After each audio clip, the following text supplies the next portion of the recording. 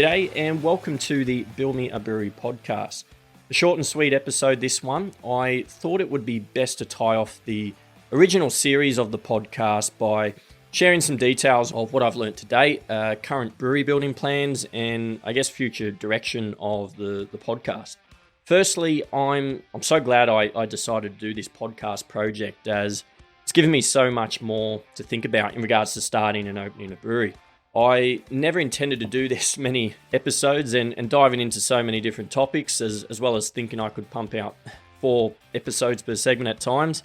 I'm pretty sure many regular listening folks are still playing catch up with it all. But the more I looked into researching the industry and the challenges that one faces to open up a brewery, the rabbit hole just seemed to get deeper and deeper.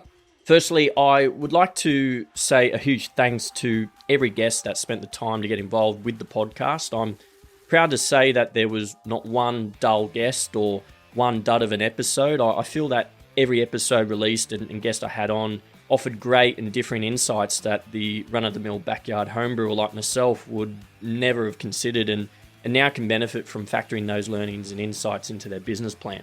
Now, there's been so many listeners that have reached out to me and expressed their thanks and feedback on all the content they've benefited from to date. So I really appreciate those that took the time to do that. It let me know I was on the right path with the content I was sharing. If I were to pick some moments in the podcast to date, the biggest eye-opening conversations I had in the beginning was with Peter Phillip from Wayward Brewing. Now, Pete, he shared some amazing insights as well as realities of what it takes to start and successfully run a brewery.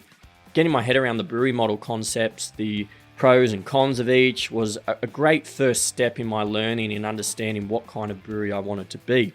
Following this, meeting with Ben Tesario from CPS Planning really helped me piece together the giant, complicated puzzle of the local council planning processes, as well as my chat with Russell Steele from RSA Liquor Professionals, who really helped me understand the liquor licensing process and how to make sure you're not agreeing to harsh restrictions and constraints on your liquor license, which could severely impact the commercial viability of your brewery business operations.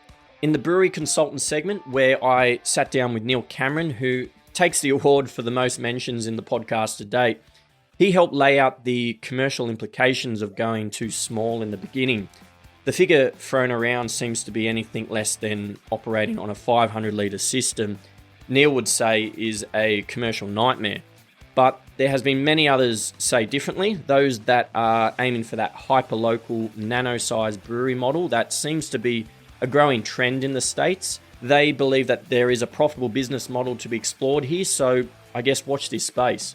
Another classic was my chat with Steve Hendo from Rockstar Brewer, who many might say tore shreds off me in regards to the dream of opening up a brewery via the old gypsy brewing path. These harsh realities he threw upon me in our chat at first felt a little soul-destroying, but at the end of our chat, I felt it really helped me refine what I wanted to do and the path best taken. But I will say that I still think the gypsy brewing option is somewhat of a practical, maybe not financially viable long-term, but still an option to explore if done correctly and only for a short, limited amount of time before investing in your own stainless and brewery. But I'll leave that to you all to debate and decide for yourselves on what you think is best.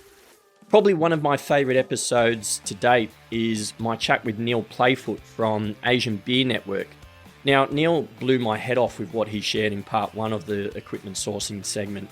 His insights on brewery layouts, brew house and system setup to maximize brew day production, and important considerations for how to go about sourcing your equipment from China.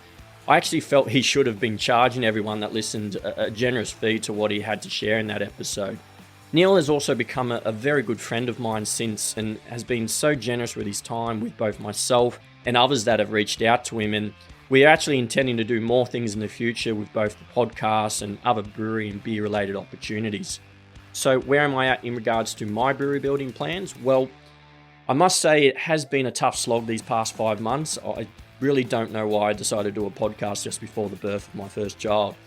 Doing this podcast has helped me gain a great network of people in the industry who have been more than willing to share their time with me. I now feel I'm extremely well equipped to start my very own brewery when the time is right.